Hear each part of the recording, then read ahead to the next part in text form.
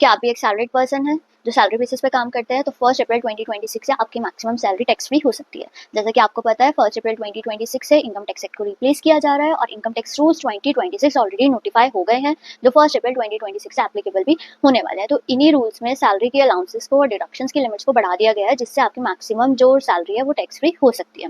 सबसे पहले तो ये देखिए कि हमारे पास 2 रिजीम होते हैं हमेशा टैक्स कैलकुलेट करने के लिए सैलरी के केस में, एक है न्यू रिजीम और एक है ओल्ड रिजीम। अगर आपकी सैलरी 12,75,000 तक है तो आप बिना सोचे समझे न्यू रिजीम में जा सकते हैं। लेकिन अगर सैलरी आपकी 12,75,000 से ज़्यादा हो जाती है तो आपको अपनी सारी डिडक्शन अलाउंसेस सब देख के टैक्स कैलकुलेट करना पड़ता है कि किस रिजीम में आपका टैक्स कम आ रहा है, कौन सी रिजीम आपके लिए बेनिफिशियल है, आपको उस रिजीम में जाना होता है।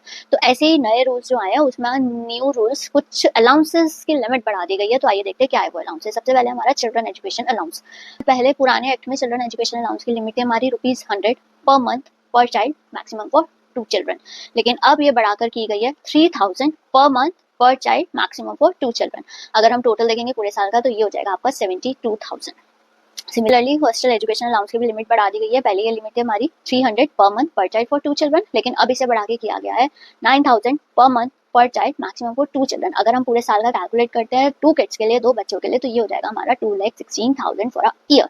ऐसे ही हमारे को कभी फूड वाउचर या मील मिलता है तो उसके लिए भी हमारी लिमिट बढ़ा दी गई है। कूपन्स या मील्स के लिए हमारा था 50 रुपीज़ की लिमिट, लेकिन अब इसे बढ़ा के किया गया 200 पर मील। अगर हमें कोई गिफ्ट वाउचर मिलता है, टोकन मिलते हैं, तो पहले इसकी लिमिट थी हमारे पास 5,000 फॉर अ ईयर, लेकिन इसे बढ़ा के भी कर दिया गया 15,000 फॉर अ ईयर। सैलरी में हम एचआरए की डिडक्शन क्लेम करते हैं, तो पुराने एक्ट में क्या था, जो एचआरए की डिडक्शन थी उसके लिए हम 50% में 40% का स्लैब देते थे। 50% की डिडक्शन में मेट्रो सिटीज़ की 4 सिटीज़ इंक्लूड थी, दिल्ली, मुंबई, चेन्नई, कोलकाता। लेकिन अब वो 50% की लिमिट में 4 सिटीज़ और ऐड हो गई हैं, वो है अहमदाबाद, पुणे, बेंगलुरु और हैदराबाद।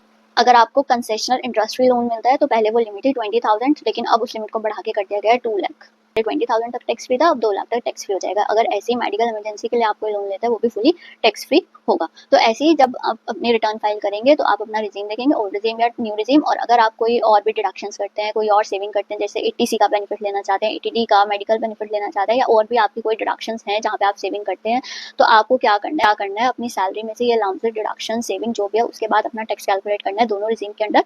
अगर आपको ओल्ड रिजीम और न्यू रिजीम जिसमें भी फायदा होता है आपको उस रिजीम में जाना है।